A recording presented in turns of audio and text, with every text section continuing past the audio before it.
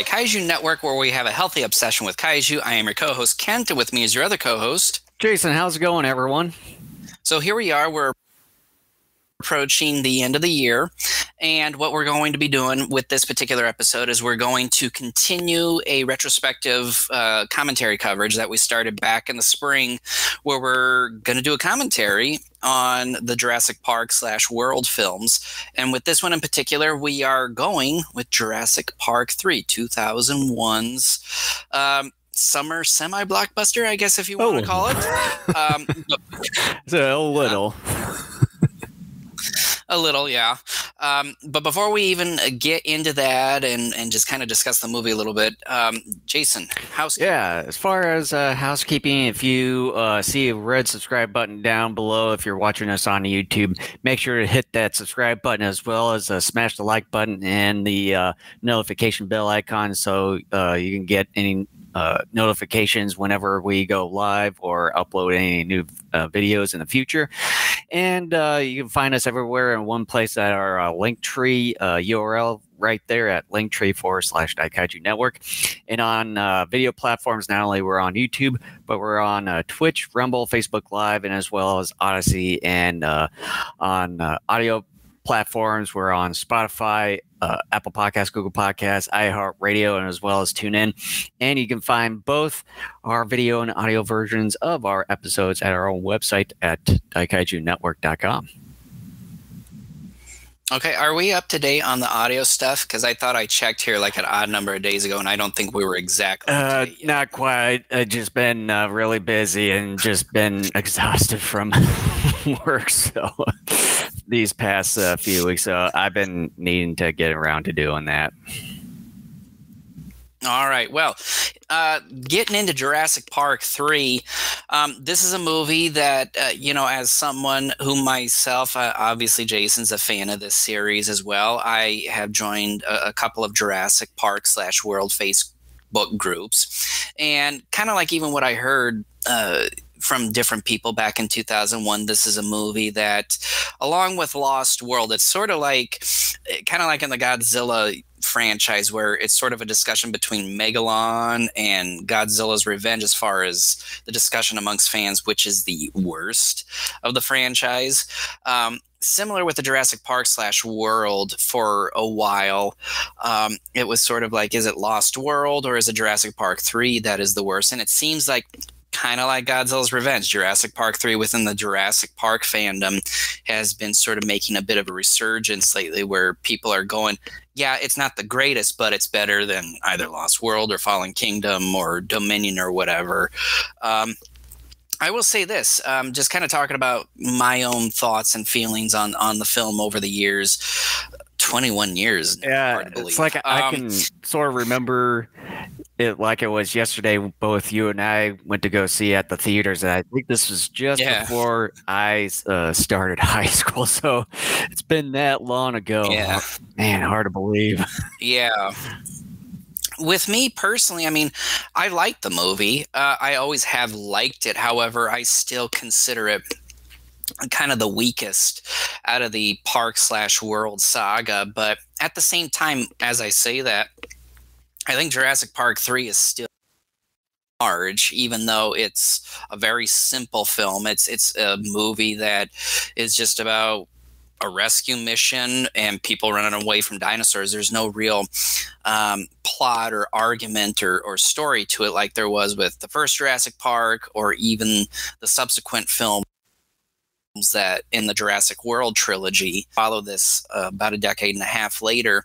I always thought, though, that this movie made a couple of errors. I really thought one of the biggest errors was that, in my opinion, the best action happened within about the first 45 minutes. And then after that, I thought the movie kind of becomes less fun.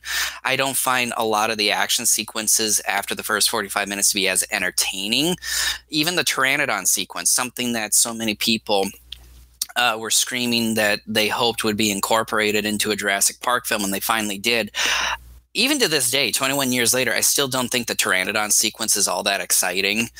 The final Spinosaurus encounter on the river is I don't think quite as exciting. And I really thought that they missed an opportunity between a Spinosaurus T-Rex fight, maybe saving that for the end.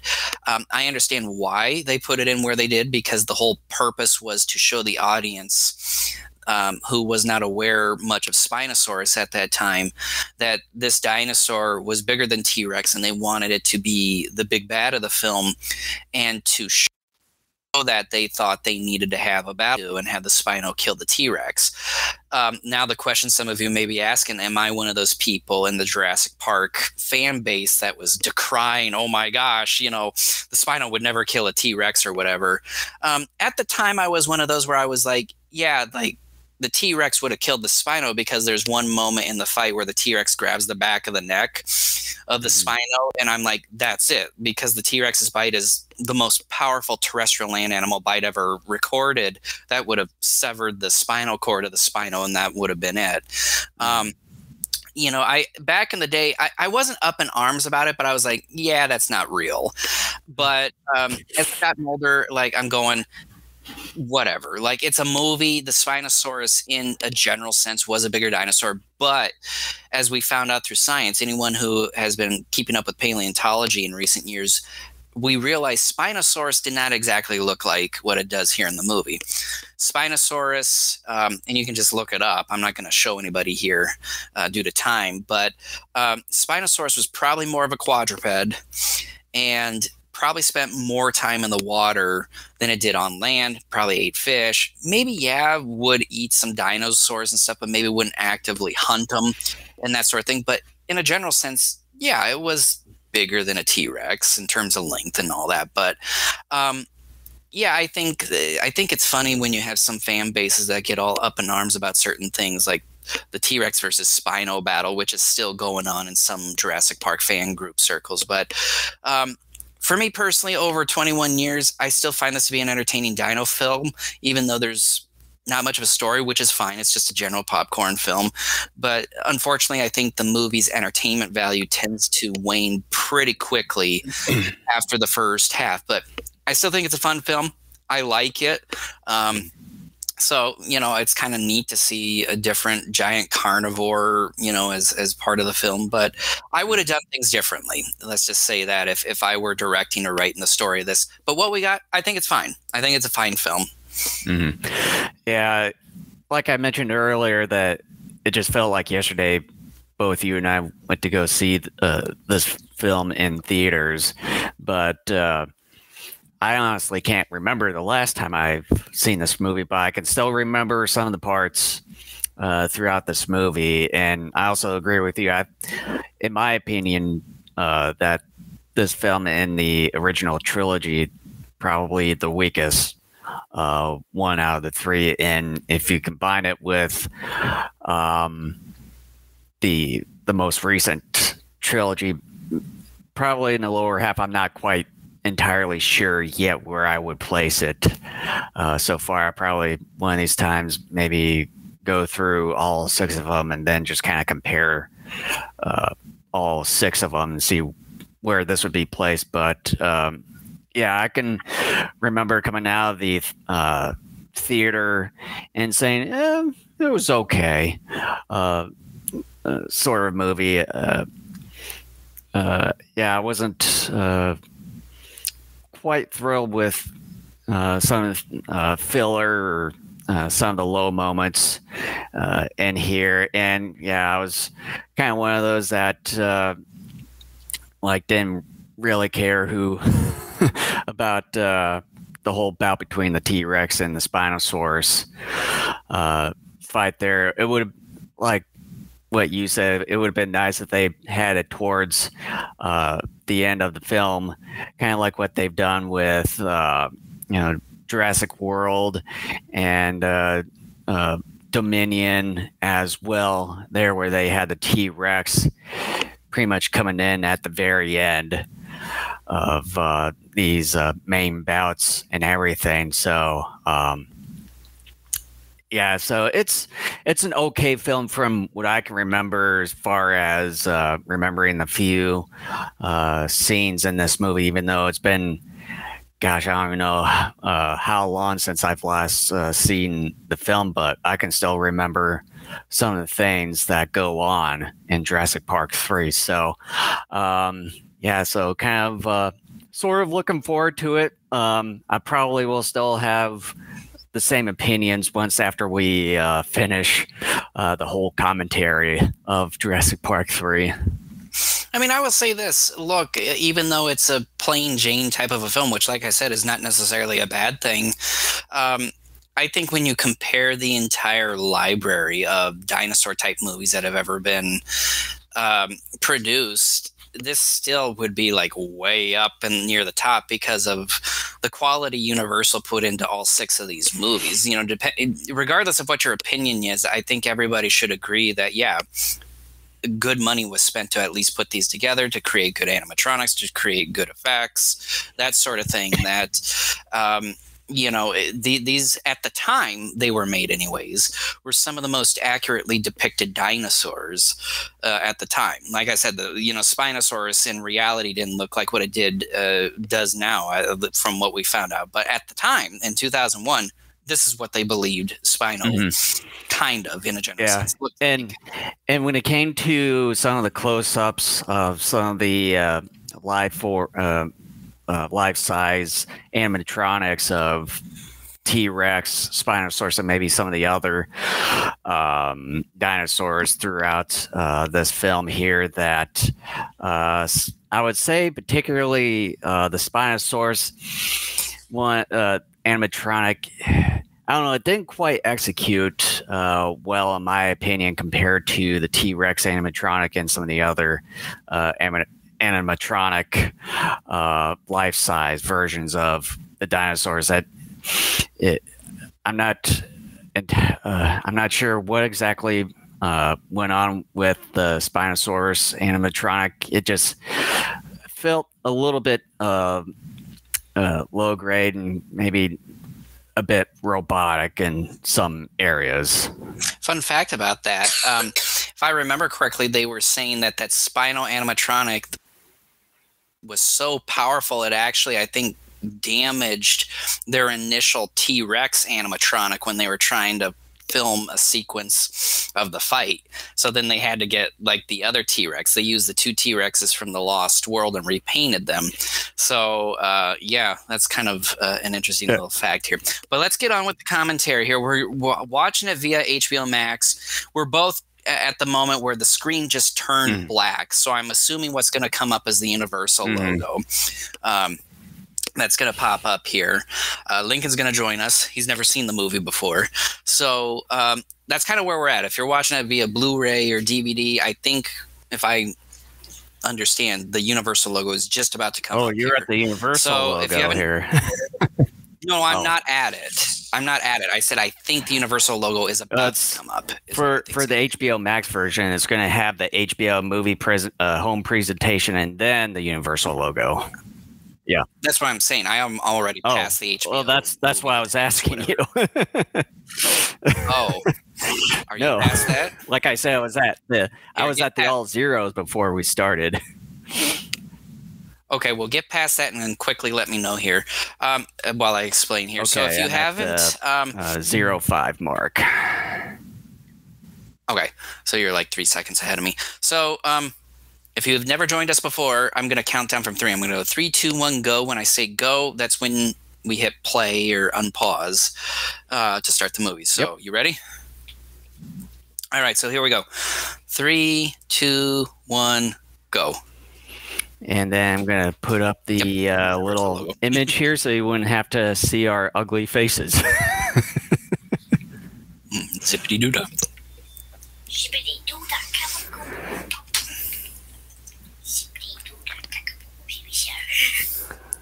The old Universal logo.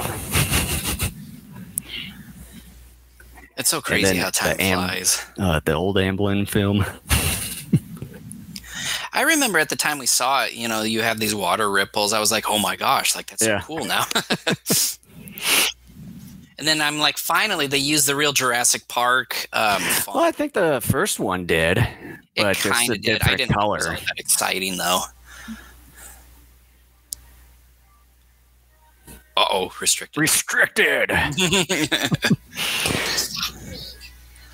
It means, like, only certain personnel can access it. Nosedive! Nosedive! 64th podcast you've done ever since you started the channel? It's the 64th commentary. Of this year or something? No, since our inception.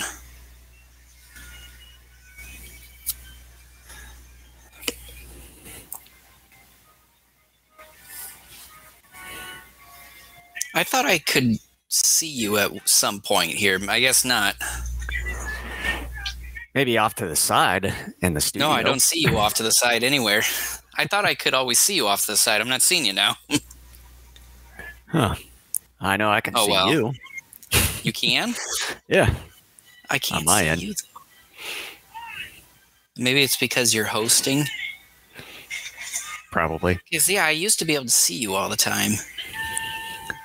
Yeah, and that one sequence there, you can definitely tell when that was sort of filmed on a green screen there. With this movie now being 21 years old, sort of didn't quite age well in some instances when it came to green screen, but oh well. Maybe some of the lighting were a bit off there. This is driving me nuts that I can't see you. Don't worry about it. I can't see you, Jason.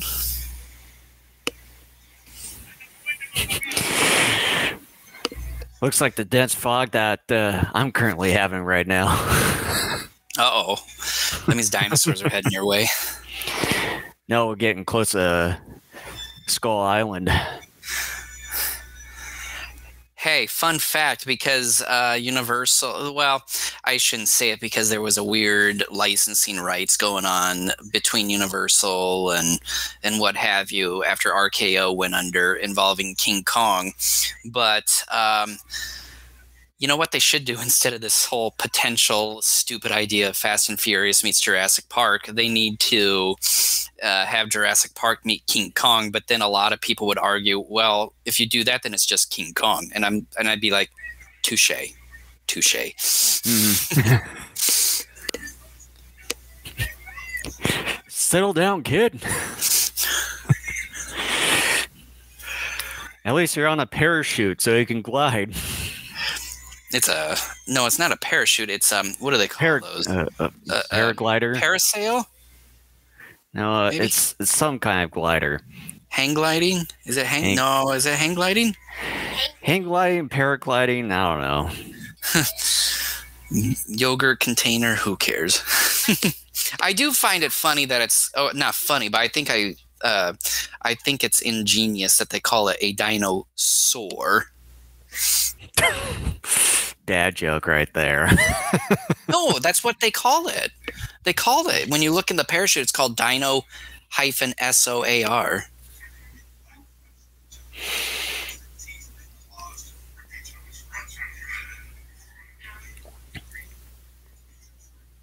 I find it so funny that, granted, I'm getting ahead of ourselves by a few movies, but so many fans, I guess, were disappointed that Ellie and Grant got together. It's like, wasn't that ultimately what many of you were crying about for the last 30 years, and then it's actually happened, and now you're like, yeah. I was mad when I saw this movie. I'm like, Ellie, you.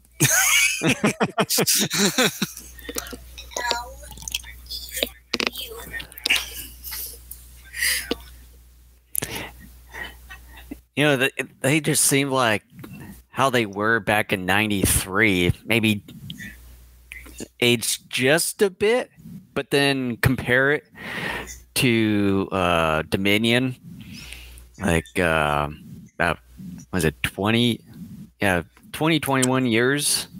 Well, yeah, but when now? this came out, you're talking 8 years between the first one and this. Yeah. So it's not as long. It's so funny because I watched Dominion here like maybe 4 or so days ago, and looking at them now, I'm like, holy mackerel, it's people in their 20s. Like, it's a little weird. Yeah. I think Laura Dern, especially though, has really changed in the last 21 years. Mm-hmm. It's too bad though that she was like blackballed from Hollywood. I think it was like shortly after this.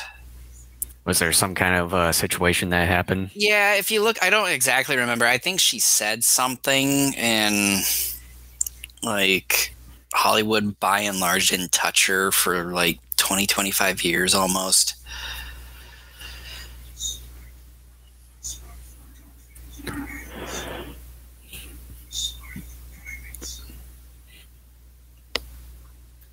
What if they know more than you can? They study brain cases. That's how they know.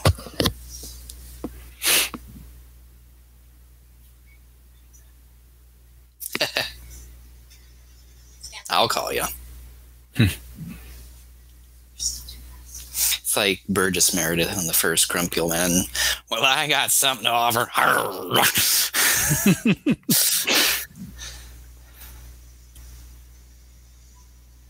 That'd be funny if Grant said that.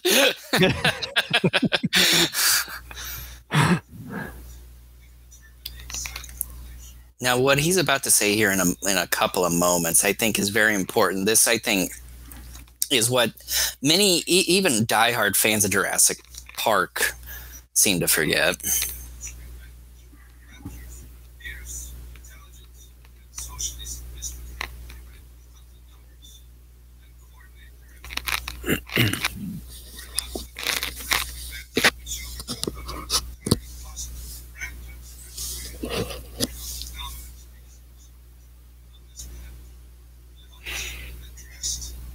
I'm not so sure I buy into that, but I would say you're giant carnivores, if not your more bird-like dinosaurs, maybe. Which raptors kind of were, but I don't think specifically raptors. Raptors maybe would have been a part of that, but not the soul. It's like a whole lot of people aren't quite as enthused in that.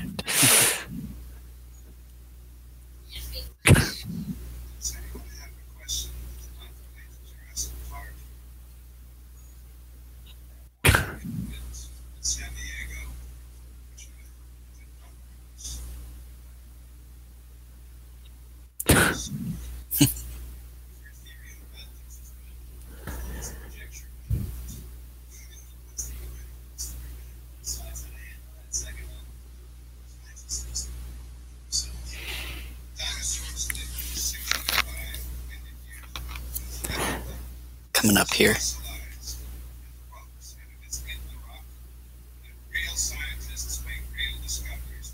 Right here.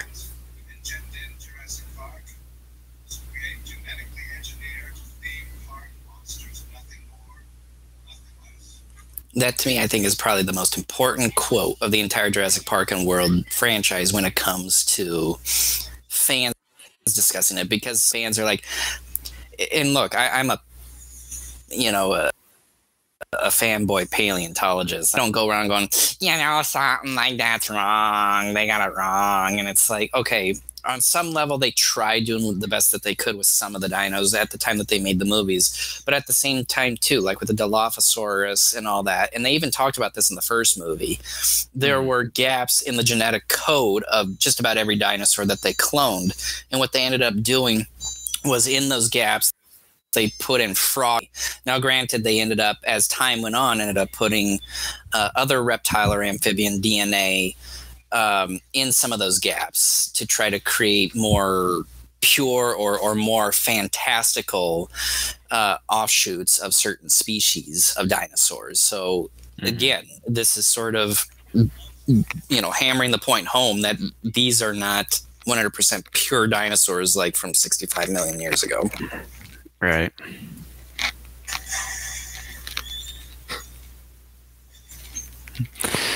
Explosions. If they shot that at me, I would have grabbed it and been like, ha, puny. Fort Peck. It's a lake of pecks. That are always flexing. Like Boy, Norman Smiley, you remember him? Yeah.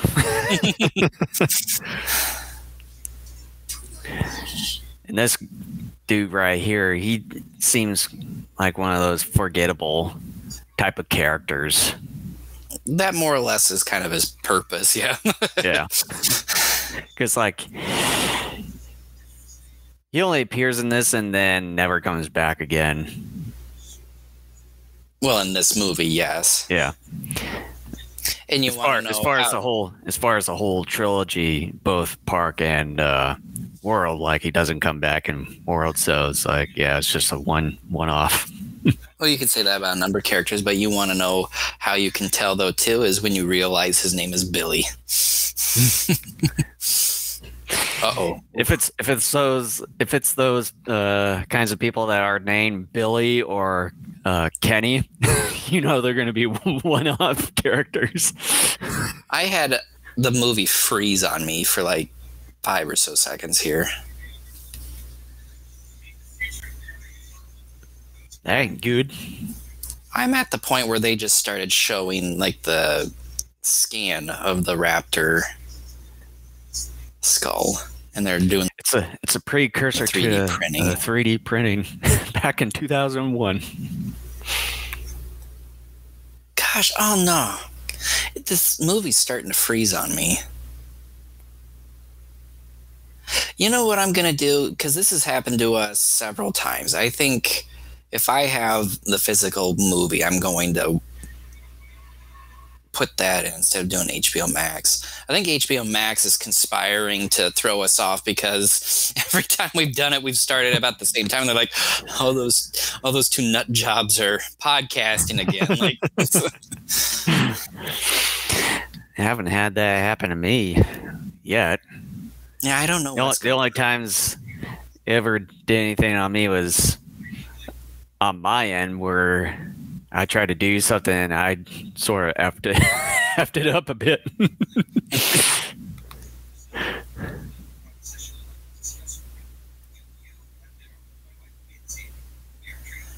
And please call us by the name of Felicity H. McMuffin.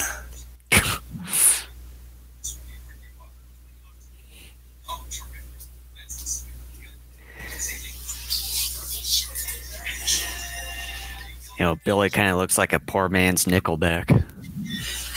So this song you hear in the bar, I like how he didn't say the response.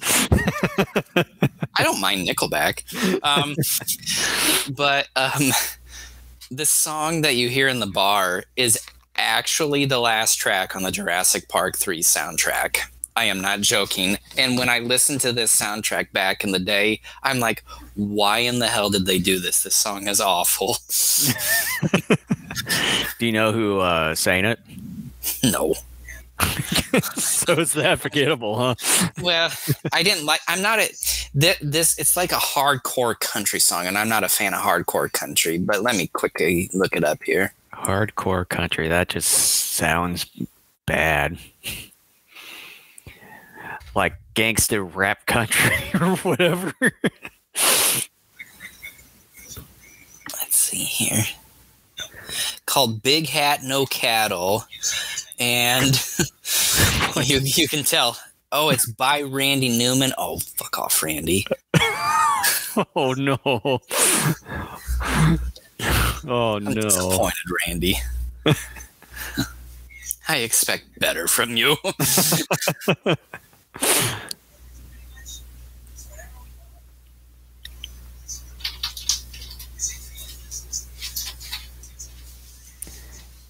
You know, with Tia Leone, she is pretty hot, in my Still opinion. is. Yeah. It's like she doesn't really age much. Because was like her latest appearances in that, was it the Hillary type of It was it's called supposed- Madam she's supposed to- Secretary. yeah. We went through that series. It's an interesting series, but yeah, it doesn't seem like she ages much.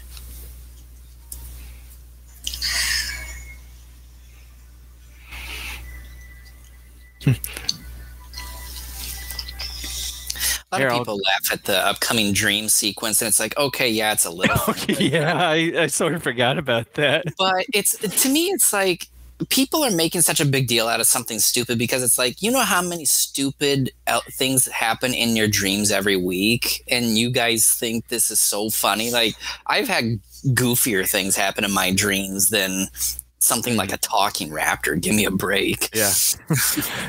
Alan. It's so funny. I don't have anything that stupid happen in my dreams. Talking hand.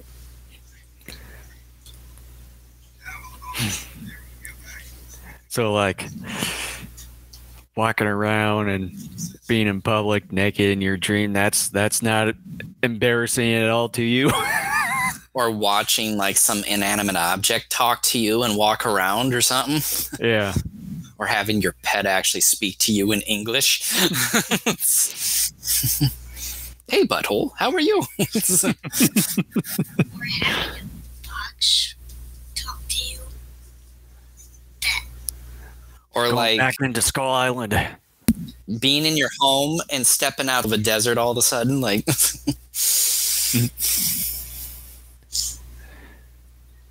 He's in the Wizard of Oz. He's in the tornado.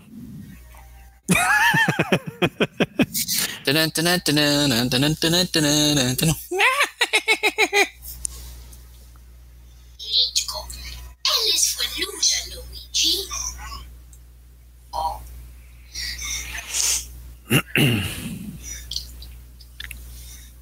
We're gonna crash in the clouds. You can go through clouds. That'd be funny if Billy like stuck his hand out the window and was like able to grab Cloud and realize it's made out of cotton candy. Try some. But then you're gonna decompress the cabin and stuff. You try to And then you have like that open up scene any of that window or weird door of an freakish airplane. alien from Alien Resurrection as it was being pulled out of the. or ET. Oh, Alien! Why? Are those windmills in the background? Look like I saw I windmills. missed that. That'd be funny if it was. Oh gosh, yeah, that could be. Like you're 10 seconds or so ahead of me now because I had that freezing happen a few times. How could you forget?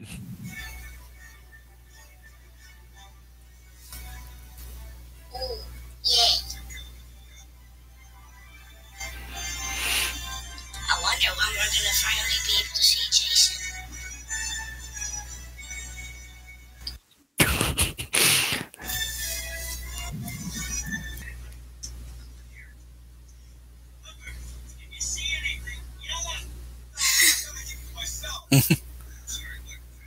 How about you pause yours for like like a few seconds? Because yeah, Okay. you're like 10, 15 seconds ahead of me. I'm at 1920. Okay.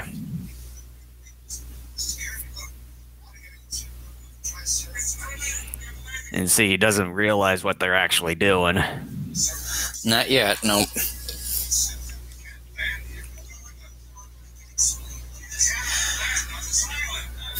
One thing everybody must know when you watch... Oh my gosh, it's freezing again. You must know when William H. Macy is in a movie, never trust William H. Macy. Who's William H. Macy? The guy with the mustache. Yeah, that guy passed away some years ago. Who? William H. Macy, He did not die. the one that's bald with the mustache. Is that who you're talking about? No, William H. Macy, the guy who plays Kirby. Oh, you're talking about him now. Okay, never mind. So the other guy died? Yeah, some years back. Yeah. Wow. Which one? From what? Not sure exactly.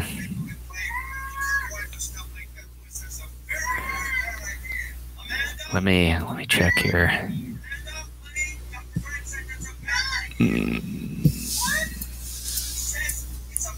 Michael Jeter. That's the guy who I was thinking of. Oh, he actually died just 2 years after March 30th, 2003, at age 50. Jeez. Does it say from what? Let's see here.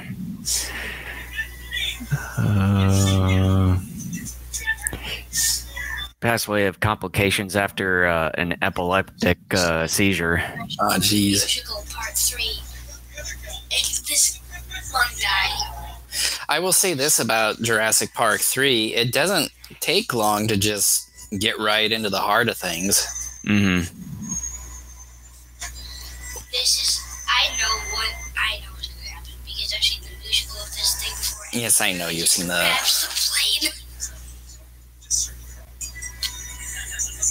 I will say, though, this is a really cool, exciting introduction to the Spino.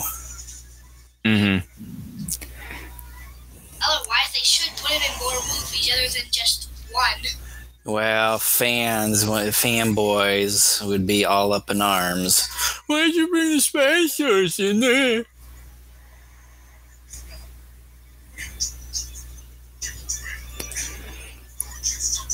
Yeah, I think with all 6 Jurassic Park films that they don't really get into a lot of the action quite as fast as this movie. Yeah, well, and this is the shortest one out of the entire franchise. I mean, if you don't count the credits, you're probably talking, what, an hour 20 or something like that? Mm-hmm.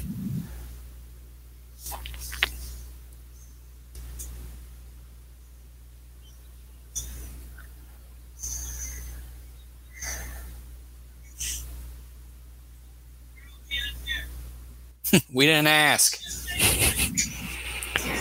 And then kind of the whole gag throughout this entire film, now that I can remember, is that the satellite phone keeps on raining and stuff in the Spinosaurus.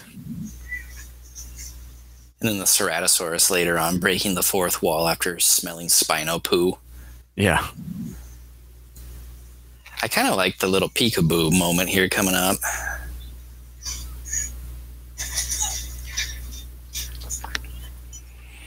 Right there. Spino eye, and then oops, it disappears. Oh, come on. You're joking.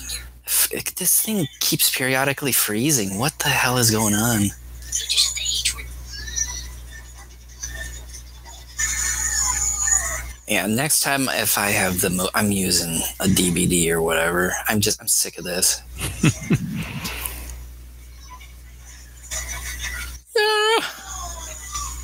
The little drop of blood that gets on Taya Leone's face, man. Like, I don't know if that was intentional or what, but...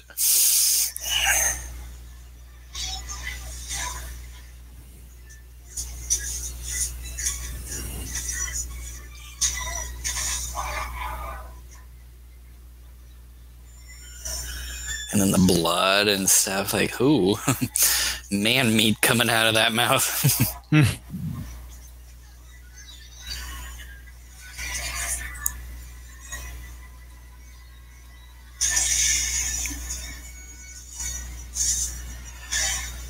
This fuselage scene, though, is fun. Fun fact is that Joe Johnston, for this movie, wanted to direct the sequel to Jurassic Park, because typically Spielberg is not interested in doing sequels, but after Spielberg changed his mind and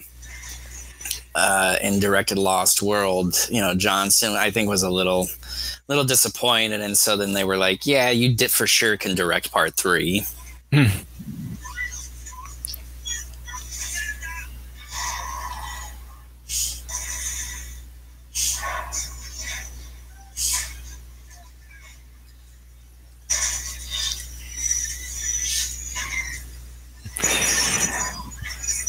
Jurassic Park 1 all over again. You guys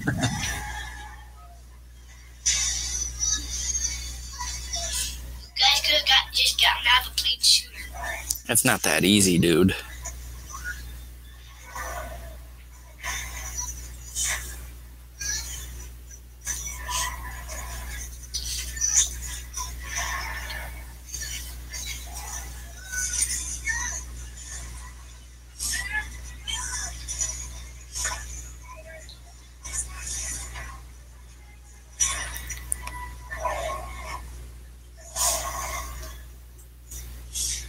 I like the Spino running in the open here. That's pretty cool.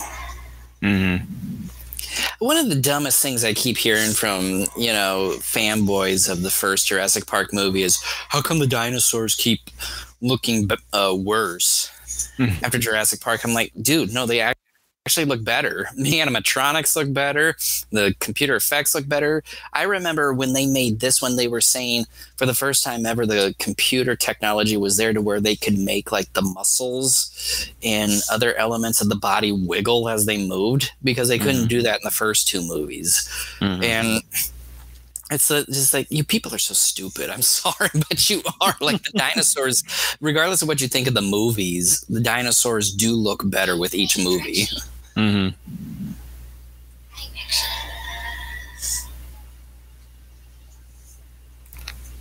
Is that another T-Rex? That's a different one. Oh, it's not actually. My bad.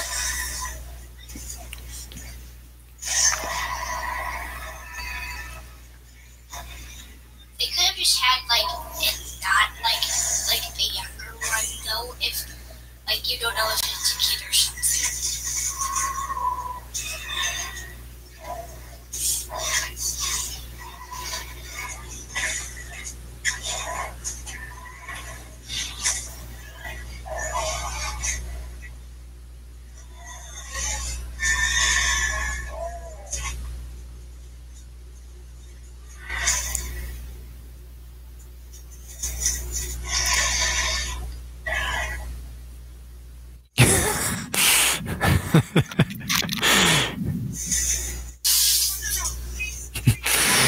You want an ass whooping too?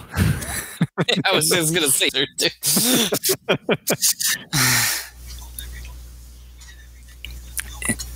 And then now Alan finally realizes why they're there. When are we ever gonna see Jason? I don't know. It's just, I don't think it's gonna happen. Hold on, nature calls.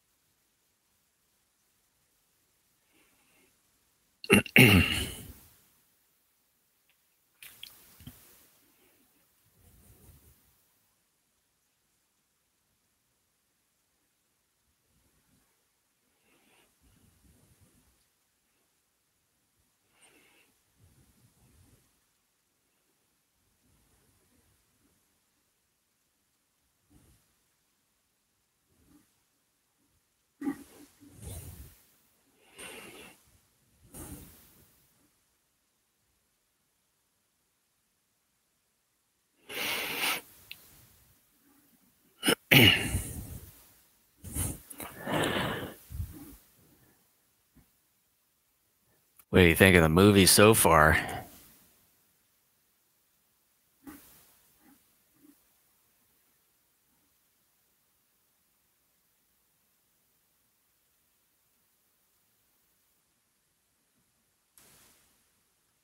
I think your dad had it on the microphone on mute there. Can't hear you. I did that intentionally. I had it on mute. I think I just realized when I saw his mouth moving, it's like, I think you turned off the mic there. That's funny. Just like to see that sequence.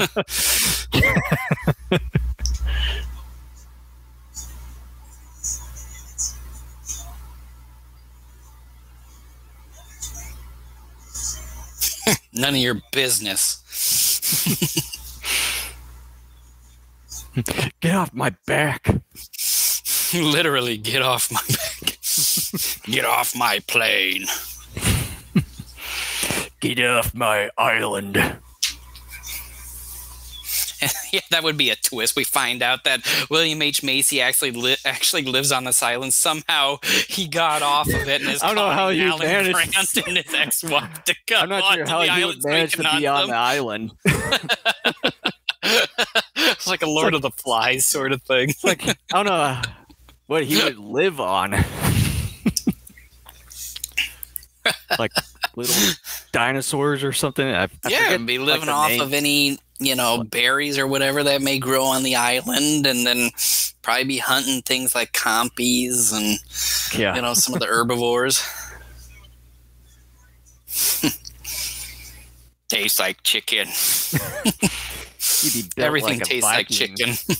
He'd be built like a Viking or some kind of strong dude just after hunting all these herbivores and all that stuff. Not necessarily, no, because you'd be running around an awful lot and doing things for survival purposes. Like, you wouldn't be buff or anything like that. You probably more or less would look like what he does now. Yeah, McDonald's and American food is what does to you what most of the people look like here. I think you'd be built a little bit more, and especially probably have a big ass beard or something. Yeah, he would. I would say this: he would have lean muscle and less fat, but he would be like ripped in a skinny way. And then maybe with long hair too, and toenails. Oh.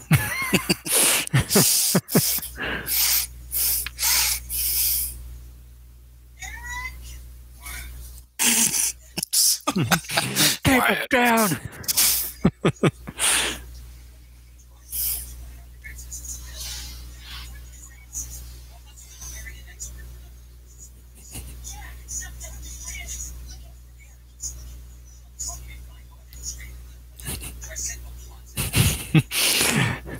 It's like, just the way how they kind of trip over some of the stuff. It just looks like they're like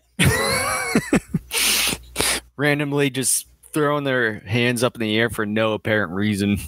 It makes me wonder how much of that was real and how much of it is fake. So as director, I want you to stutter step about every 2 steps.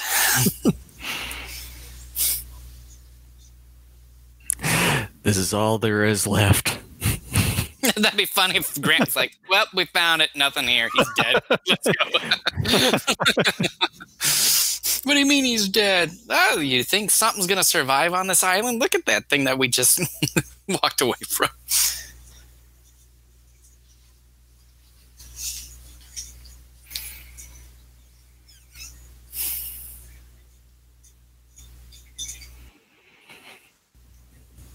Yeah, right. I don't think that would actually work. D batteries are the solution. It's like he threw a frisbee at the one guy's dick holding that camcorder. That'd be funny if they threw the frisbee, it like broke the camera, like it hit it just hard enough to where it like jarred something inside the camera and they didn't realize it the entire time. It's like, oh, that's it.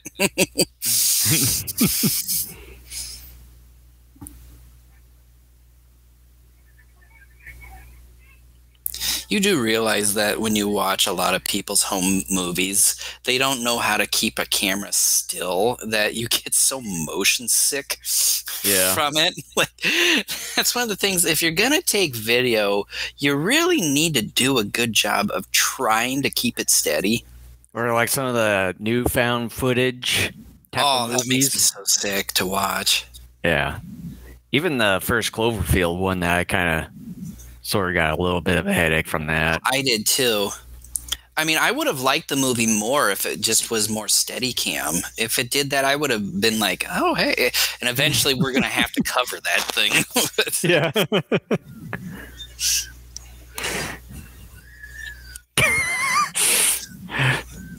That'd be funny if it fell down. She's like, oh, hi, honey. And then starts making out with it.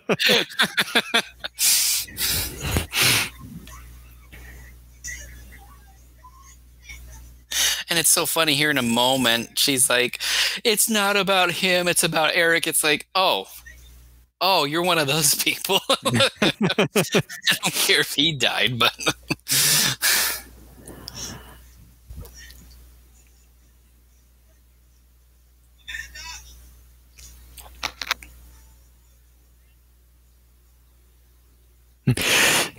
Can you hear me? Are you deaf?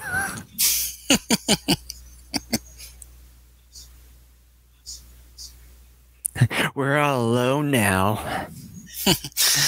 And look, there are raptor eggs. Let's share. We're so stupid. Isn't that how it always ends up when we do commentary? For sure, and then they just come running at him. And for anybody who's not aware, like, if we were actually watching this without doing a podcast, this is exactly how we would be watching the movie anyway. Hey, can you take a look at these oval-looking white things here? Do you know what they are? Look. I thought you were going to be like, can you take a look at these old saggy things? Yeah, them too. Where you were going. I thought that's where you were going. And then Dr. Grant's like, what Hammond created here are genetic monstrosities. Nothing more, nothing less. It's like we're in deep doo-doo. And then Billy's like, oh, shit. Breakfast. It's like Harvey from Planet of the Dinosaurs. It's eggs Benedict for a week, scrambled eggs, sunny side up, cheese omelet, but then, can you imagine what must have laid these? We're looking at fried chicken for a month.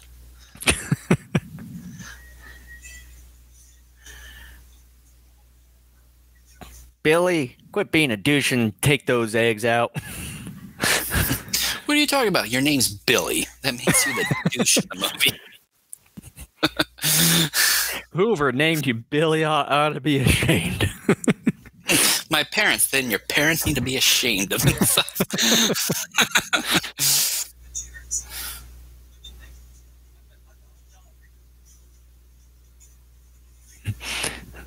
Billy's my nickname. Well, you ought to be ashamed of yourself.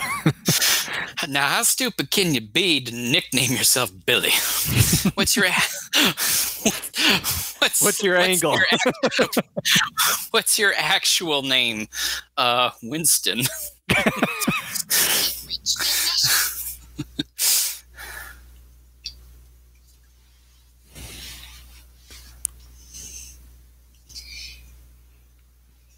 Boy, there must have been a riot going on in here.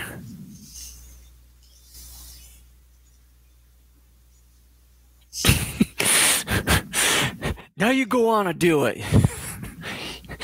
You tell Tia to knock it off, but then you go on and do it, you hypocrite. Oh yeah, like it's gonna work. We're only 45 minutes into the movie with another 45 minutes left. Do you honestly expect us to believe that's going to work? Hey, it works. We're on Isla Sorna. Help us. 5 minutes later, credits roll. Dun, dun, dun, dun, dun, dun, dun, dun, dun. Well, that's crap. That was a short movie.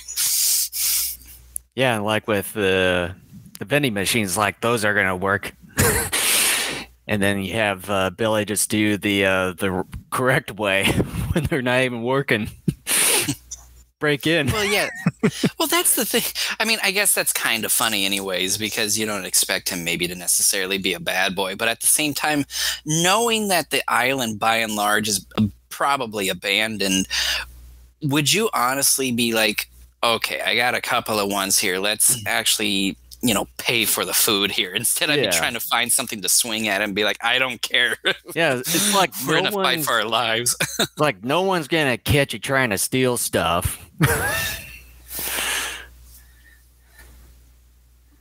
Considering what took place on this island, do you think petty theft is going to be high on the crimes list? Yeah. I think so. You're wrong.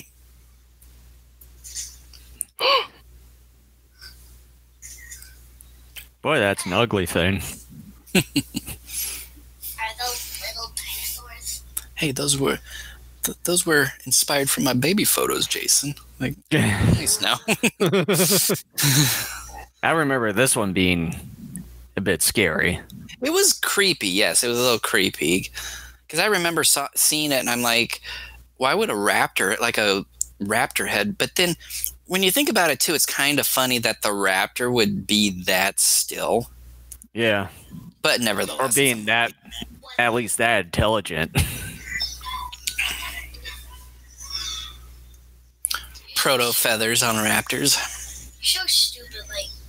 I think this is when they sort of start to realize that raptors could have like feathers on them. Yeah, I mean, they actually, I think even by the time The Lost World was being produced, were already kind of suspecting raptors may have had feathers. It's a game of tug of war.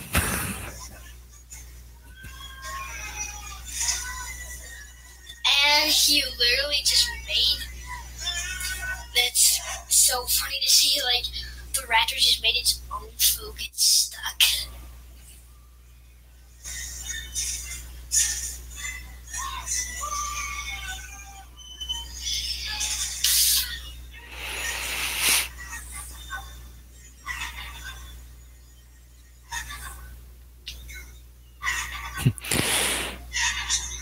Yeah, Alan, don't stay in there.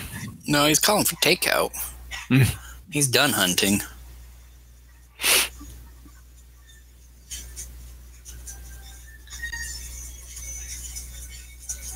That'd be funny if Grant like just tripped and then he starts crying and everybody's like, Grant, get up, and they have to pull him away. He's like, ah.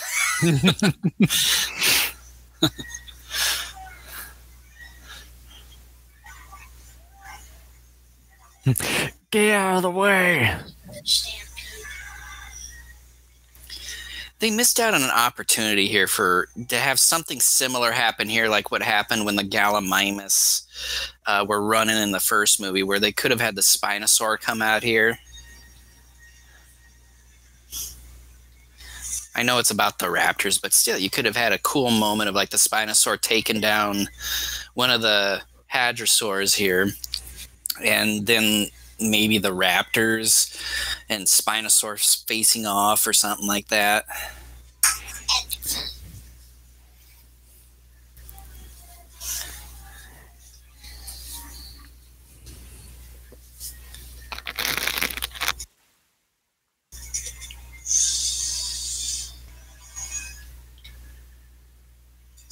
Ugh. I can remember in the trailers and stuff, it seems like another sort of gag where dinosaurs kept on looking to the back. Yeah. Well, they do that in a lot of movies where you have anybody looking backward. That's always for dramatic effect, either for like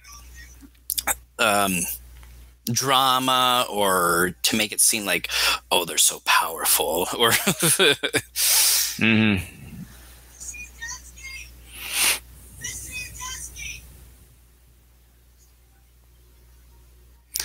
It'd be funny if the raptors whispered into Udesky's ear, if you want to live, you will say you have a Twinkie. Here's a Twinkie. Flash it in front of them. Bring them down. If you're successful, we will let you live. If not, we will have to kill you. And it'd be like, here's a Twinkie. Come on down.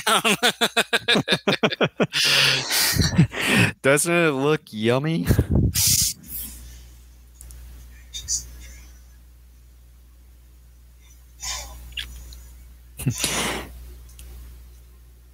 Yeah, what are they saying, Alan? Tell me.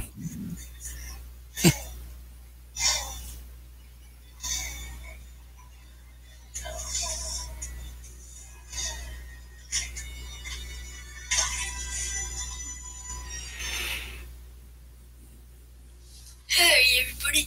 A lot of neck breaking in this movie. Yeah. Should have been called Neckbreaker Park. Yeah.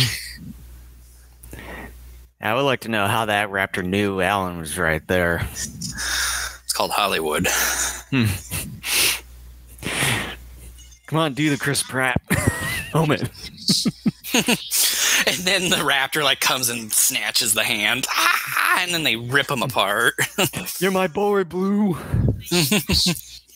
Yeah, you're my boy. More like you're my girl, Blue.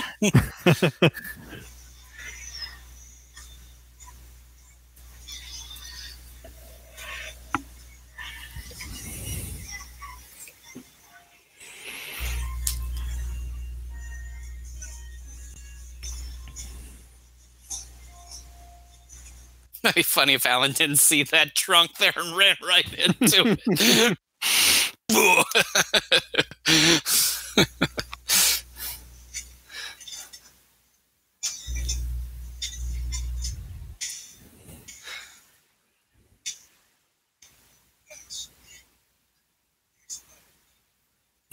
Of course I do. Boy. My name. Oh, it's the Mario.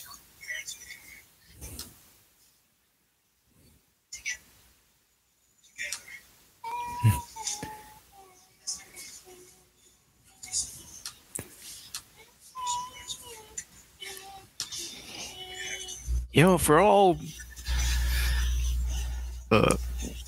realness here, you probably wouldn't have lived for this long. How did you live this long, Billy? The script called for it.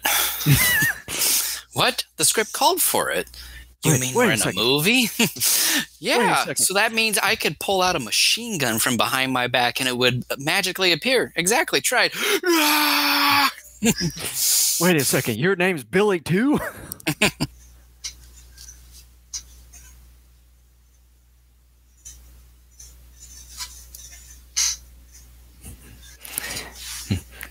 That's all I got is a can of beans. Beans galore. Cough there, Grant. You might want to get that checked out. You know, with that size of a can, it's like you'd be so full. Well, I was just about to ask. I'm like, was that full when he started, or? Like, I would have to assume that it was. Can you imagine what his stomach will be going through in about 3 hours? Especially with beans. That many beans. Especially with beans being all fiber. It's just like you might as well just eat straw or something. I can just imagine him like eating one. It's so funny. At some point later, he's like, "Hold on, Eric," and then he goes into a bush, and you just hear him go.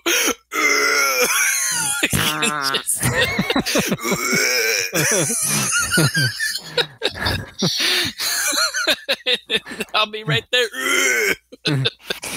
I can just imagine like. And then the kid would be like, you know, Alan, I just ran out of my last roll of toilet paper. Here's some poison ivy. Now my ass is gonna be all itchy. All these welts and stuff on it. Oh no.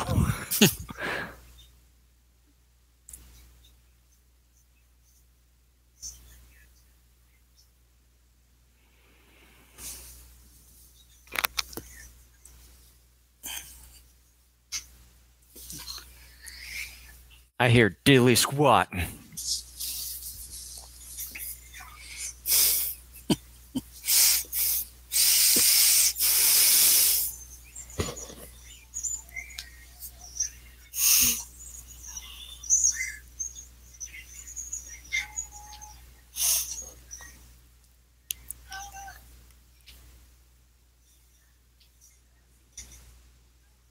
Shut up, Billy.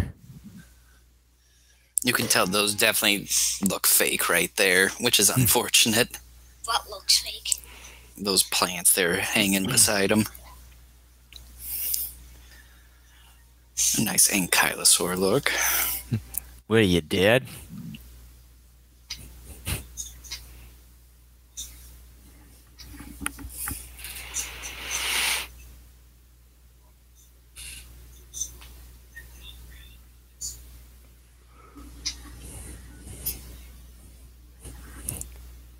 Are you starting to lose it now?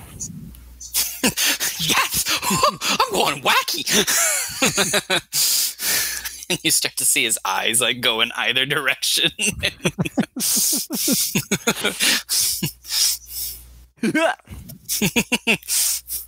I couldn't be any better.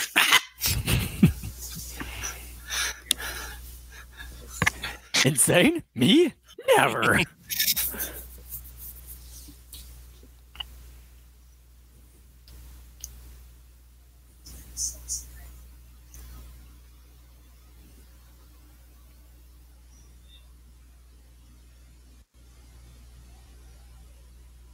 They were having a moment.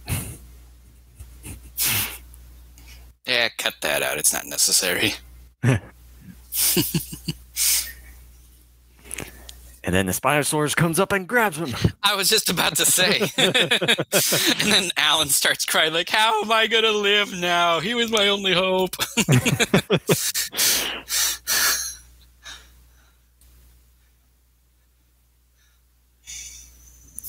Shh. Too loud. Oh, so that was like part of it. And Alan slips and goes right into the pond. It's sort of like that G.I. Joe one where the kid's falling off of an ice cliff.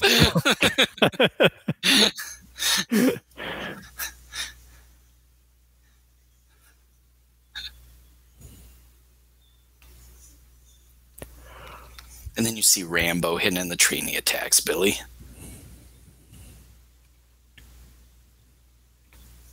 And then Arnold Schwarzenegger's character from Predator comes out of nowhere. And he starts the wail like he did to get the Predator's attention. Yes. Come on, kill me, I'm here! Kill me!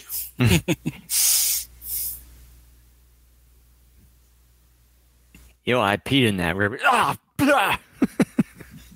You know, considering the incline there, yeah, it probably ran down.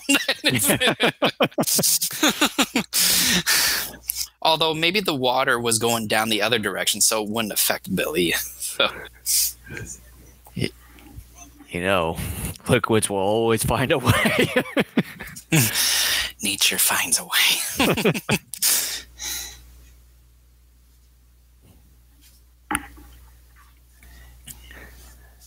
It's hard and poo. Don't touch.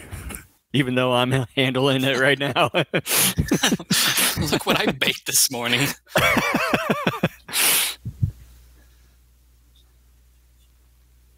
There are a lot of vines in this forest.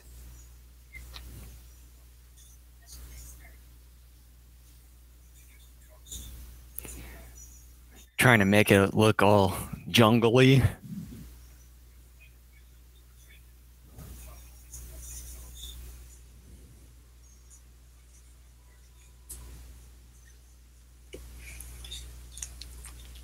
I have to definitely say at this point in the movie, like it's been a pretty entertaining film so far, and yeah, we're kind of in a lull moment, which is fine because you had, you know, I mean, we mentioned about it earlier. What's that?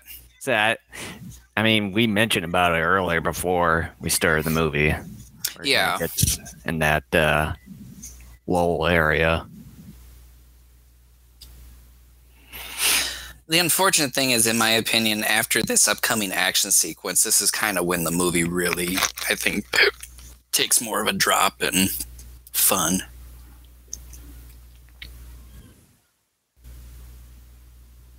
Shut up!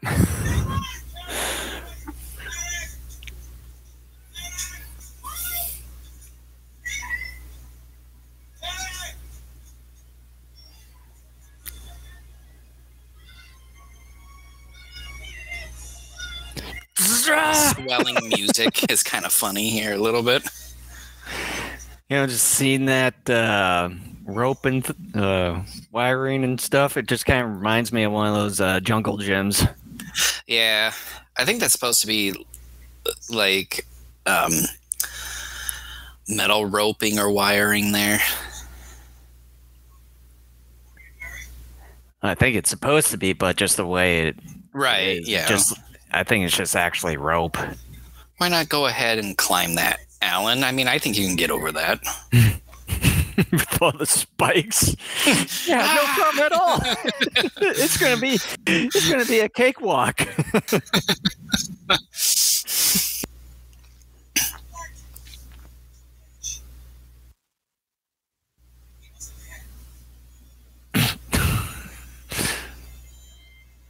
You just like how the Spinosaurus just stands right there. Yeah, it's Hollywood. In real life, the Spinosaurus, if it saw him, would have gone after him without... Yeah. Or they would have at least, like those people on the other side, would have at least seen him right away. Yeah. Well, that's how it is in a lot of these movies. It's like the ending of the first Jurassic Park. How did the T-Rex magically appear out of nowhere without either Grant, Ellie, the kids, and the raptors knowing about it? And even in Fallen Kingdom during the island destruction sequence when the T-Rex comes out of nowhere to kill the Carnotaur. Yeah. I mean, it's just what these movies are known for. And then, when the Spinosaurus was going after them when they were closing the door, you think he would have ran right through that right away before them locking. Yeah, I mean, that's a pretty heavy locking system. I think but after a couple of bashings, that door would have gave way. Yeah.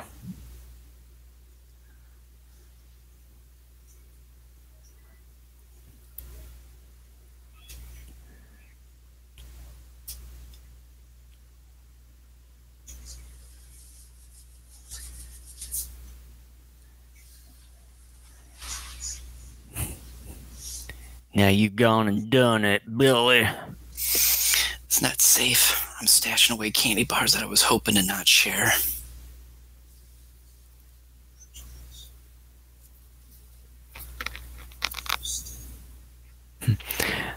I'm gonna deck you right now, Billy. That'd be funny if he did and strangled him and threw him out the window there. This is why you never come back. This is why you're only a one-off character. This is why you're my apprentice. And you know what happens when apprentices betray their masters?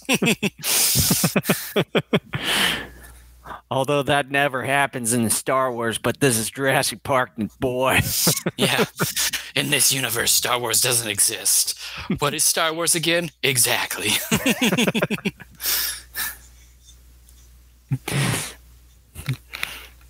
Do it, Alan.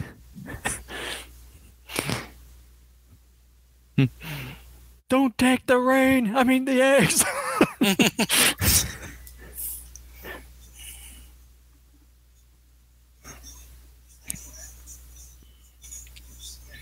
Yeah, but you're walking dinner, though, too. So I think they're going to come after you anyway.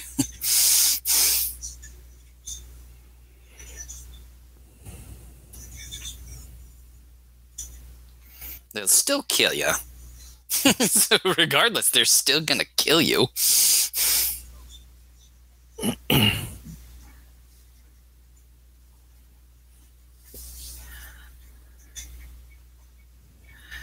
That'd be funny if Billy said, "That's it, I've had enough," and jumps out.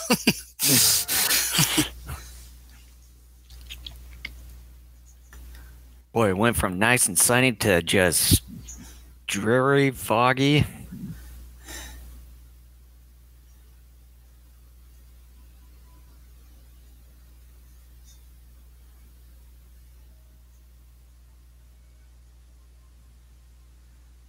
I mean, fog is very much a trope of mood setting, but you know what? It still is always effective.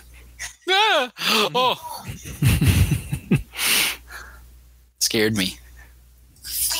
Well, we aren't going down there. That'd be funny if Grant looks over to William H. Macy and is like, "Why don't you go check it out?" and pushes him.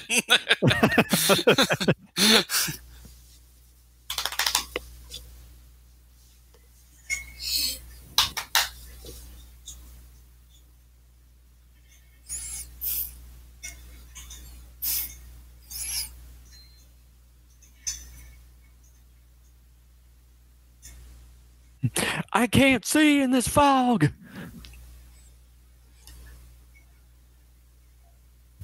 That'd be funny. You know how in the first movie, Grant, when they're testing out the gates there, and he makes it seem like he's being electrocuted, and he freaks out the kids? Mm-hmm. That'd be funny as he maybe got like a little ways along and we couldn't see him if he just went, "Ah!" It seemed like he fell.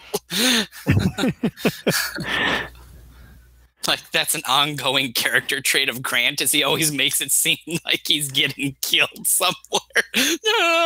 Well, only this time all the guys just gain up on him and just beat him down. Yeah. No, I'm serious. It's just a joke. Oh.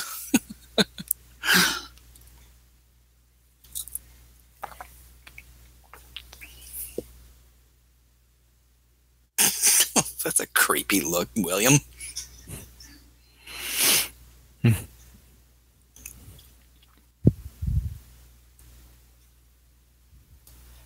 Pteranodon like poops on his head or something. Like that's when you realize you're not alone.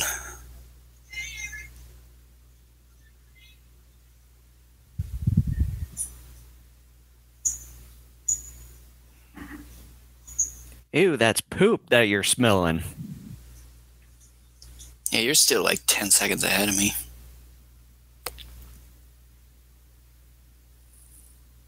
What are you picking up poop?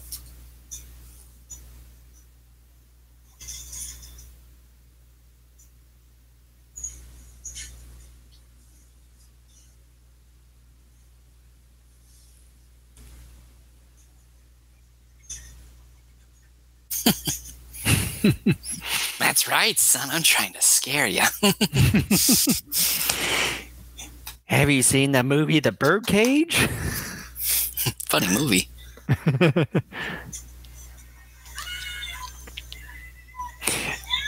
And then drops him. And enter the movie. The whole point of the movie has been, well, killed.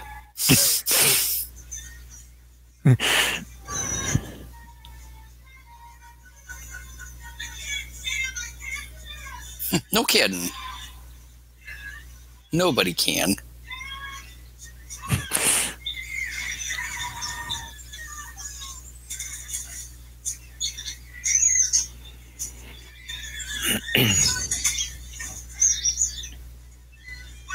What if we could see like Rover just like fall out of this? Don't unzip your pants.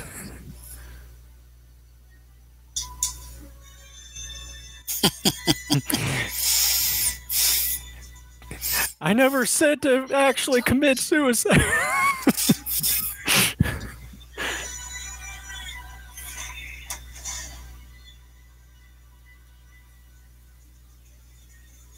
Why not?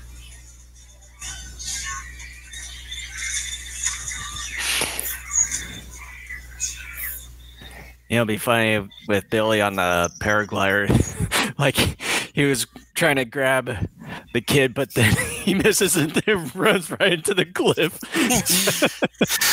Eric Lewis.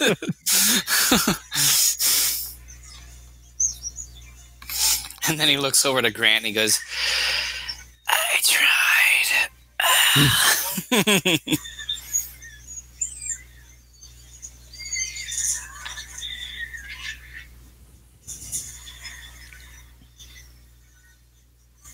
This is giving me flashbacks to when I played the Lego Jurassic World game.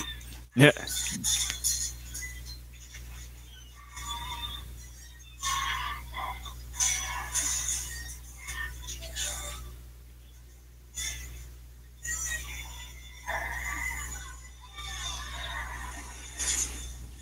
See, it says dinosaur. It wasn't some dad joke I made up.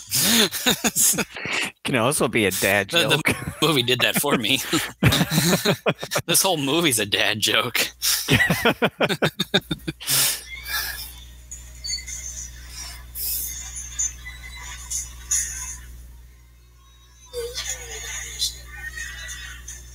That's gotta hurt.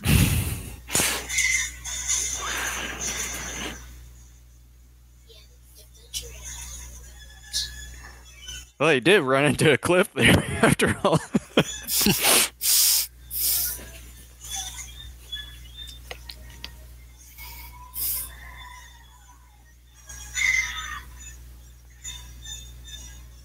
I didn't do your uncle, that's for sure.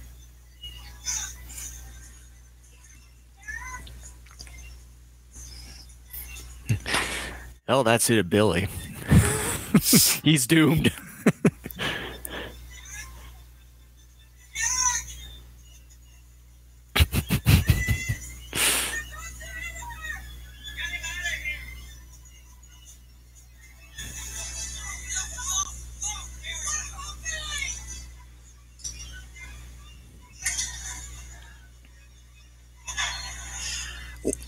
When this happened, when you first watched it, did you actually think Billy was dead?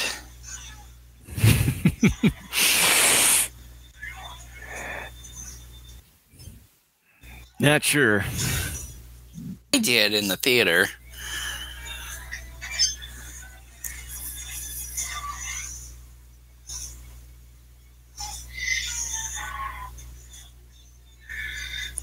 Well, that's pretty much it of him. And then you have another moment where a dinosaur just turns its head. Lincoln just laughed at that, and he's never seen this movie before. He just laughed at that moment. He likes so Even for an 8-year-old, he's even saying like that's just a trope.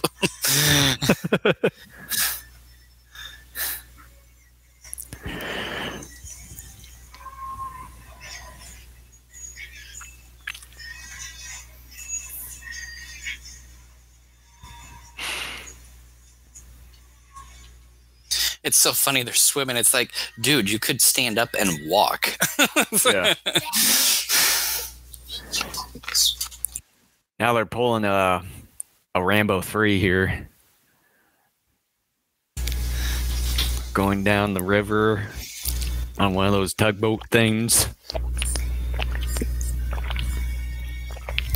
That'd be funny if Grant's like, hey, this reminds me of my favorite novel, Tom Sawyer. Let's play that, okay?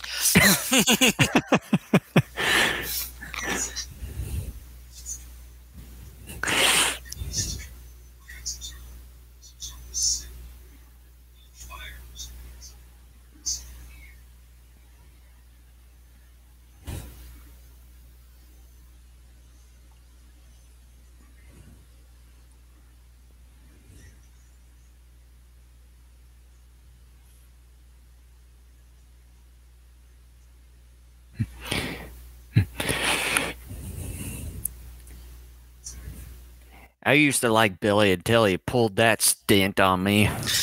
That'd be funny if when Eric said sorry about Billy, Grant goes, whatever. He was actually my worst student. I was trying to do him a solid. He paid me $15,000 and I said, I'll fix your grades for you. Like, find out Grant's committing academic fraud for Billy. Oh, man.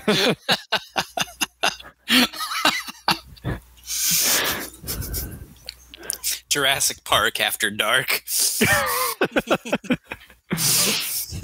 side of your favorite characters that you've never seen before. Oh, man, I'm in so much debt.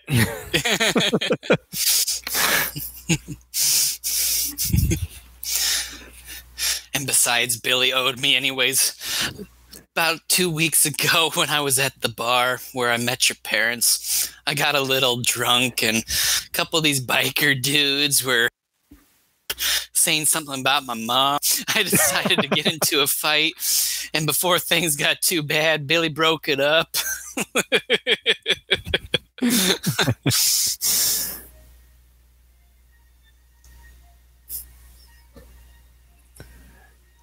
And then the Spinosaurus comes out of nowhere, just starts killing the Brachiosaurus. Mercilessly. More or less like what the Indominus did in Jurassic World. Yeah.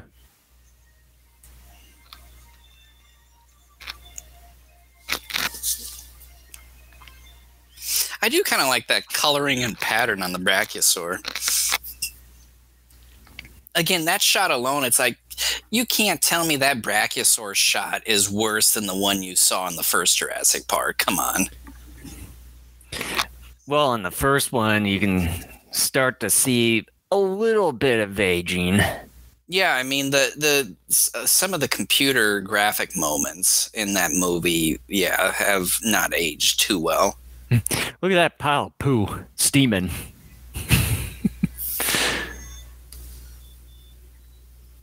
It's 3 separate piles. Like, wouldn't it be one pile? Yeah, Kent. The logistics of poo dumping is what you're concerned with.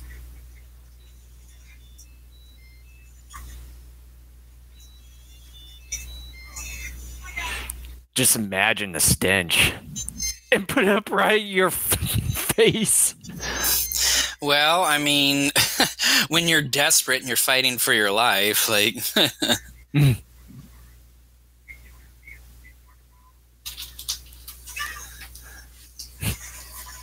Thank you.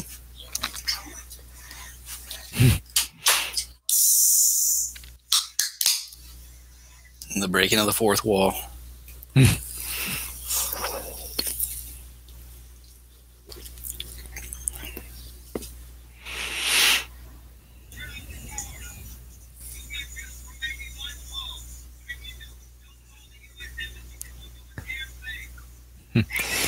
It's my reflection. And then Grant goes, "You've done this before, huh?" Look at my reflection. Let's make a wish, shall we? Anybody got a quarter? I know William Macy does. He's got some coins, apparently.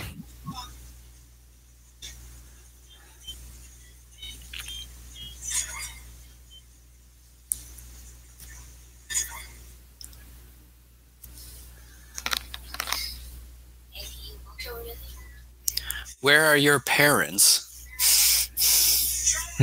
Wait, how do you know how to pick up a phone? What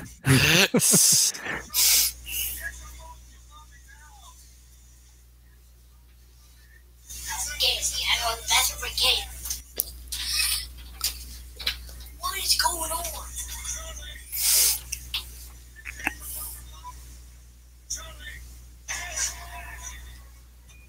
Yeah, your cheeks should be split open there, dude.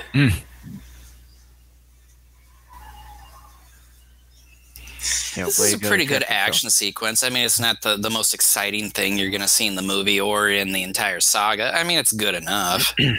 Yeah.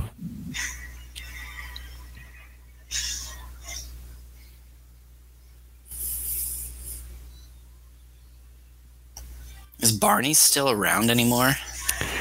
No, they ended that years ago. I think they did a final episode. Wow. I remember seeing like someone did like a YouTube video on it.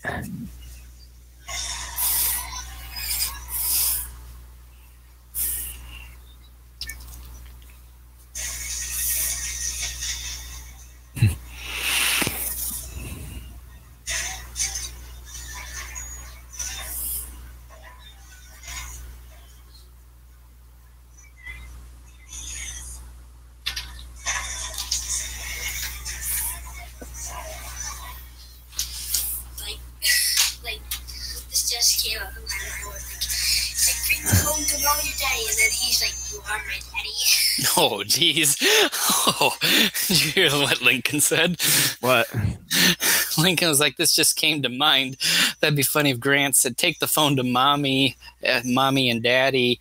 And then Charlie's daddy comes in and Charlie goes, you're not my daddy. No, he says, you are my daddy.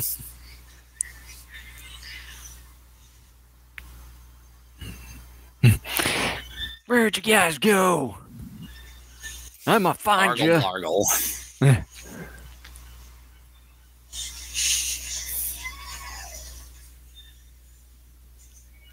Looks like he has an energy drink coming out of his shirt pocket there.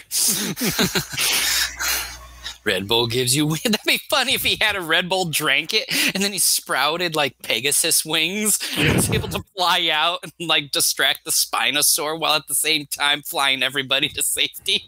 What kind of a wackadoo ending would that be? Yeah, for some apparent reason he gets superpowers too from it. Like Popeye? Yeah.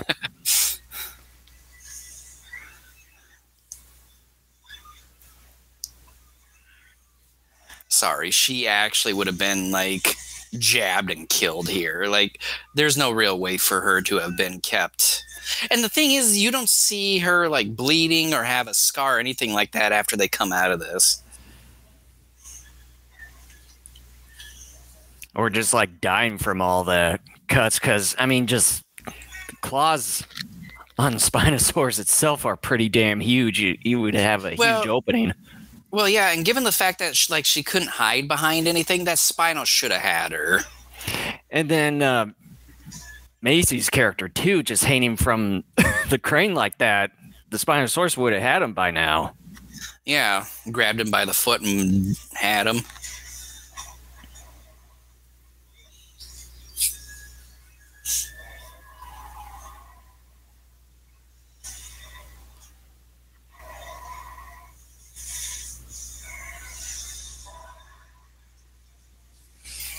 Apparently, and I don't know if this, was verified by the actual producers of Jurassic World, but I know there for a while there was a fan theory the Spinosaurus skeleton that Rexy bashes through at the end of Jurassic World was supposed to be the skeleton of this Spinosaur.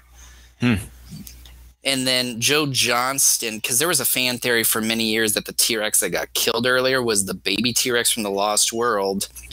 And then here about a year and a half or so ago, Joe Johnston said, yeah, it is the baby T-Rex. But I kind of thought, like, Joe Johnston, I think, just wants people to shut up, and it's just like...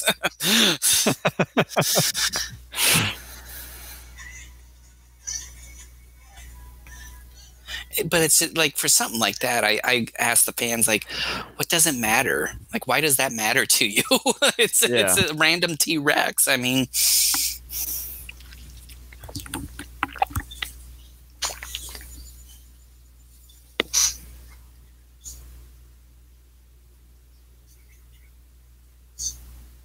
And I paid the guy off, and he said, I'll see you later. That's such a wonderful bedtime story. And I never saw Betsy again. So this Betsy, like, where does he or she live? It's my crossbow. You named your crossbow Betsy. You don't name your crossbow. I thought everyone named their crossbow.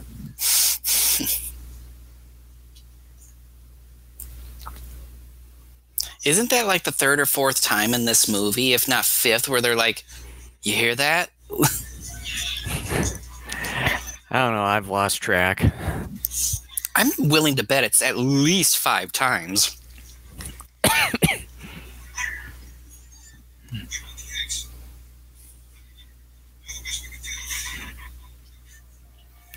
Yeah, calm down, Alan. That raptor there looks like one of the Atrociraptors from Dominion. Yeah, I mean, Atrociraptor.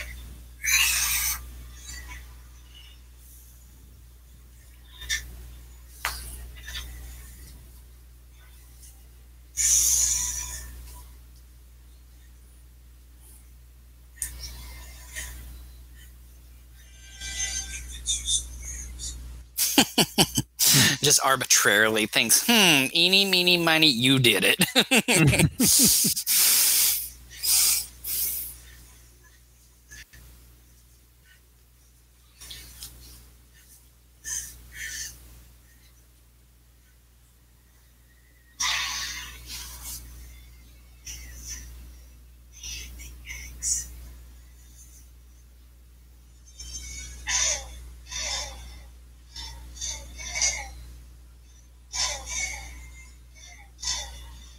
It'd be funny if he accidentally like held them too tight and crushed them, and then he goes, "Oops."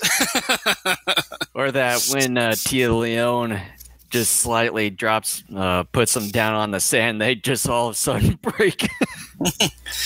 And then she just kind of goes, well, you can't make an omelet without cracking some eggs.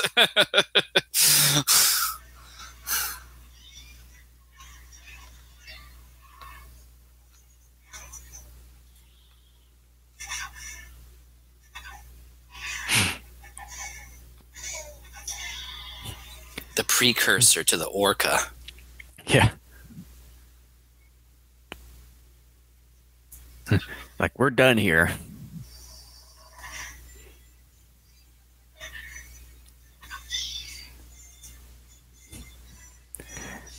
Yeah, as soon as the one raptor there picks the egg up with their mouth, that breaks.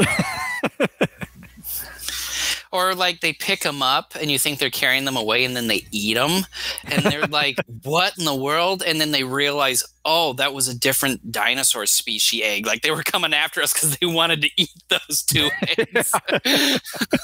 That's what the whole movie was about. It's like the raptors would then tell them, it's like, ha, we tricked you. Yeah, and you just realize, oh man, that's what we've been watching for an hour and a half.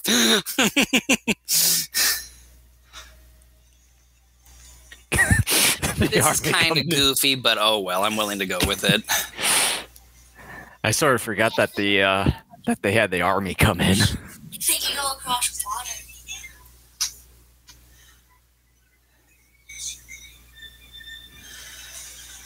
I mean, with as much firepower there, do you honestly think, though, that maybe while they're there, they're going to comb at least part of the island and exterminate any dinosaurs? With like flame throwers and all that? Actually, no, they couldn't, because now I remember at the end of The Lost World when Hammond is talking in the camera, they somehow got Isla Sorna to be an official sanctuary. So I guess technically they couldn't go in there and start blasting away. And Alan's like, how are you alive, Billy? Or he takes a pillow and smothers him.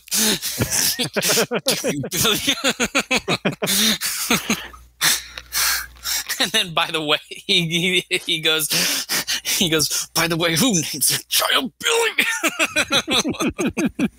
He's still hung up on that. You still owe me money, Billy. And then he like starts punching him over the pillow.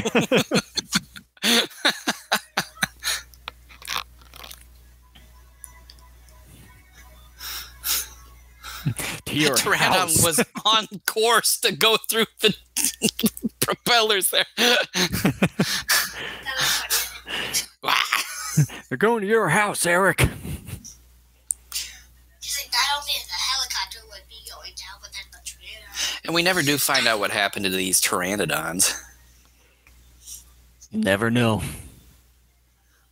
Let's go home. And then Tia goes, no shit, where do you think we were going to go? Well, I thought maybe you'd say McDonald's. Because you lost all that weight. I mean, that's how you got fat fatty 2x4.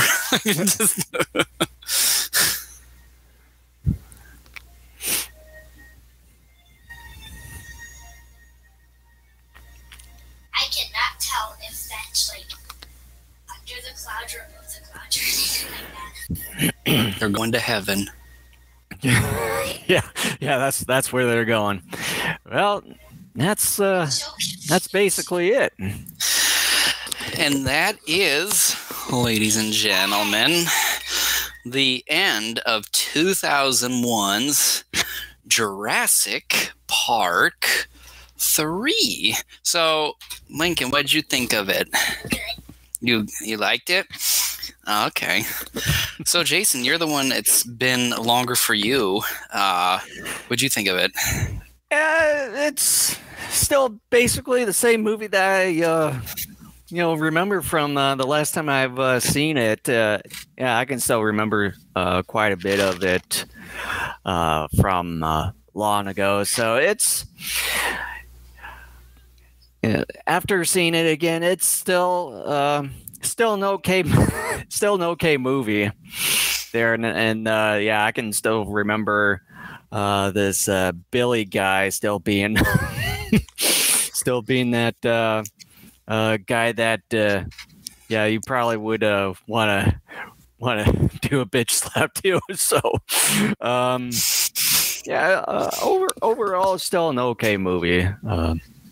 Yeah, I mean, again, for anybody who is not familiar with how we do things, I mean, we a lot of times crack jokes at just about every movie. We do a commentary on, even movies that we really love, and it's just kind of what we do. But all jokes aside and everything, I still think it's a fun adventure movie. I mean, it's a very simple plot. There's nothing magical about it. It's not about the cloning and genetics and that sort of thing like you got from the first. Basically, movie. it's a it's Lost a straightforward rescue movie. I mean, there's not a whole lot to add to it. It's just a search and rescue movie. So in many ways, The Lost World was kind of the same type of film too. And but yeah, I mean, I still think it's a fun film by and large. It's not the best of the series. I don't think it's terrible or anything. It's just unfortunately, like I said a couple times over the course of this podcast, it just seems like the second half is just not quite as fun as the first half. And I'm a fan of like the giant carnivore stuff, so those sequences are the ones that get me the most excited. But yeah, I mean, it's a fine dinosaur action adventure movie. I think the dinosaurs by and large look pretty good. It's fun. Yeah, I would have organized the film differently and would have done some things differently, but for what we got, it's fine. I mean, it's good. If I had to give this one a letter grade, I'd give it a C+. I think it's just slightly above average. It's fine. I mean, it's good enough. Probably I would at least give it a C on my end. Like it's okay, but straightforward. Not much to add beyond that. So. Yeah. And so with that, one piece of housekeeping I forgot to mention when you were doing stuff earlier is December 30th is when we're doing our end of the year episode. We didn't have one last year because Jason fell ill. And so this year we're coming back with that. For those who are not familiar with our year-end episodes, those are typically the longest shows of the year. It's basically a smorgasbord of kaiju stuff. What we typically talk about is kind of like the year in review, just sort of things that happen like at G-Fest and what happened in cinema were necessary, TV shows, all that stuff were necessary. And then we just kind of talk about random kaiju stuff. And like we said before, be prepared for a lot of anniversaries this particular year. There's a lot that we're going to be covering. I'm even making up some ground. For last year, there were some films that had big anniversaries last year. I'm not going to be talking about all of them, but I'm going to be talking about some that had some big anniversaries last year that we couldn't really discuss, and some this year. And I think it's going to be fun. It's going to be a fun discussion. We're going to have our top 5 favorite kaiju movies of the year, just kaiju films that we've watched over the course of the year and that, we, just think are our favorites for the year. So, come join us the day before New Year's Eve and have some kaiju smorgasbord fun. You can get in on it too. Yeah, so just before we end our live stream here, if you haven't subscribed to us, make sure to hit the subscribe button down below. If you're watching us on YouTube, also smash the like button and hit the notification bell icon to get any notification for when we go live or add any other videos in the future. And you can find us all in one place here at our Linktree URL right in front of you there, linktree/Daikaiju Network. And we're on video platforms besides YouTube, Twitch, Rumble, Facebook Live, and as well as Odyssey. And we're also on audio platforms such as Spotify, Apple Podcasts, Google Podcasts, iHeartRadio, as well as TuneIn. And you can see both audio and video platforms on our own website at daikaijunetwork.com.